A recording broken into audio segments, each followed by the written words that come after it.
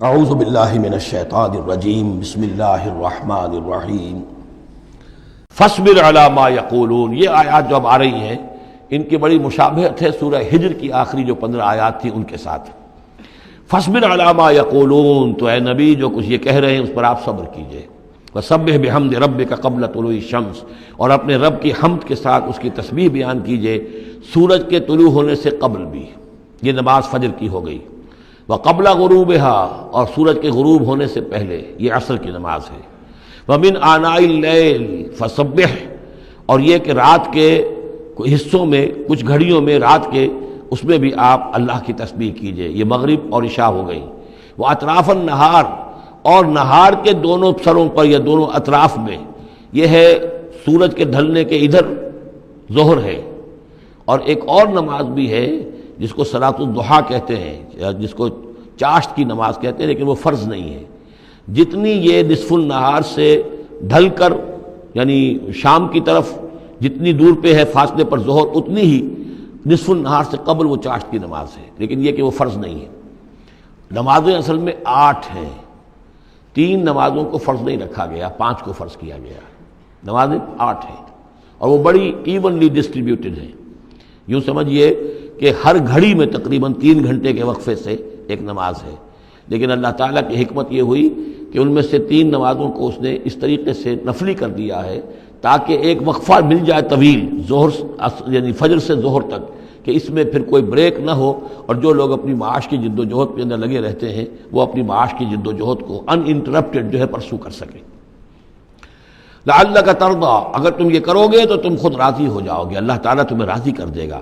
ولا تمدن عینیک الی ما متعنا بہ ازواجا منہم، جو کہ تو یہی الفاظ سورہ ہجر میں آئے تھے، اور آپ کی آنکھیں، آپ کی نگاہیں نہ اٹھیں ان چیزوں کی طرف جو ہم نے ان لوگوں کو دی ہوئی ہیں دنیا کے متاع میں سے، ساز و سامان، اس کی چمک دمک۔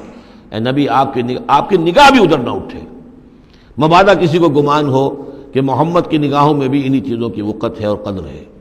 ولا تمدن عینیک الی ما متعنا بہ ازواجا منہم زہرۃ الحیات الدنیا، یہ سب دنیا کی زندگی کی چمک دمک ہے، اس کی کوئی حقیقت نہیں ہے۔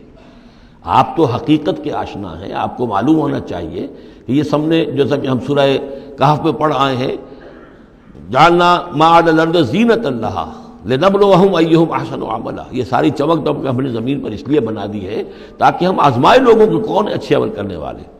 ولا تمدن عینیک الی ما متعنا بہ ازواجا منہم زہرۃ الحیات الدنیا لنفتنہم فیہ، اور یہ تو ہم نے ان کو اس لیے دیا ہے کہ اس کو فتنے میں مبتلا کریں، آزمائیں انہیں اس میں۔ وَرِزْقُ رَبِّكَ خَيْرٌ وَأَبْقَىٰ، اور آپ کے رب کا رزق جو اللہ نے آپ کو دیا ہے وہ کہیں بہتر ہے اور باقی رہنے والا ہے۔ اور وہ رزق کون سا ہے؟ سورہ ہجر سے اب اس کا موازنہ کیجئے۔ وَلَقَدْ آتَيْنَاكَ سَبْعًا مِّنَ الْمَثَانِي وَالْقُرْآنِ الْعَظِيمِ، اے نبی ہم نے آپ کو وہ 7 آیتیں عطا کی ہیں سورہ فاتحہ کی، جو بار بار دہرانے کی ہیں، جو ایک بندہ مومن کے لیے گویا کہ وظیفہ ہے۔ کتنی مرتبہ جو ہے ایک نمازی کتنی مرتبہ سورہ فاتحہ پڑھ رہا ہے، تو ہم نے سبع من المثانی والقرآن العظیم آپ کو دیا ہے۔ یہ جو روحانی غذا ہم نے آپ کو دی ہے یہ کہیں زیادہ قیمتی ہے، کہیں زیادہ عمدہ ہے، کہیں زیادہ باقی رہنے والی ہے۔ وَأَمُرْ أَهْلَكَ بِالصَّلَاةِ وَاصْطَبِرْ عَلَيْهَا، اپنے گھر والوں کو بھی حکم دیجئے نماز کا اور خود بھی اس کے اوپر جم جائیے، قائم رہیے۔ لا نسألک رزقا، ہم آپ سے کوئی رزق نہیں مانگ رہے، نحن نرزقک، ہم خود آپ کو رزق دیتے ہیں۔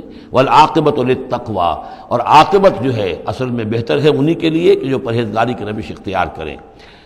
وقالوا لولا یاتینا بآیۃ من ربہ، اور وہ کہتے ہیں، ان کے پاس تو ایک ہی مرغی کی ایک ہی ٹانگ ہے، کہ وہ کہتے ہیں کیوں نہیں ان کے پاس آئی کوئی نشانی، کوئی حصی معجزہ ان کے رب کی طرف سے۔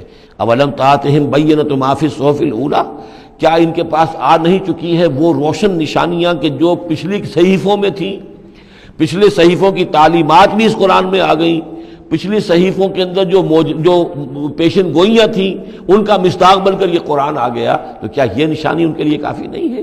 صحف اولیٰ، اس سے پہلے جو صحیفے ہم نے بھیجے تھے ان کے اندر جو پیشن گوئیاں تھیں ان کا مصداق سامنے آ گیا، اور یہ کہ اس کی جو واضح تعلیمات تھیں وہ پھر اس کتاب میں ہم نے اتار دی ہیں، تو کیا ان کی ہدایت کے لیے کافی نہیں ہے؟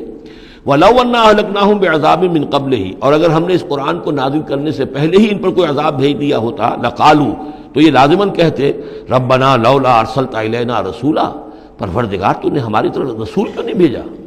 یہ ہم سورہ بنی اسرائیل میں پڑھ آئے ہیں، وما كنا معذبین حتی نبعث رسولا، ہم نہیں وہ عذاب ہلاکت بھیجتے کسی قوم کے اوپر، کبھی نہیں ہم نے بھیجا جب تک کہ پہلے ایک رسول کی بعثت نہ ہو جائے، اور رسول جو ہے حق کو واضح طور پر بیان نہ کر دے، حق کا احقاق اور باطل کا ابطال، اس کو کما حق جو ہے یہ دونوں کام کر دے، پھر بھی قوم اڑی رہے کفر پر، شرک پر، گمراہی پر، تو پھر وہ مستحق ہوتی ہے کہ عذاب ہلاکت ہو، عذاب استحصال ہو، نسیہ منسیہ کر دی جائے۔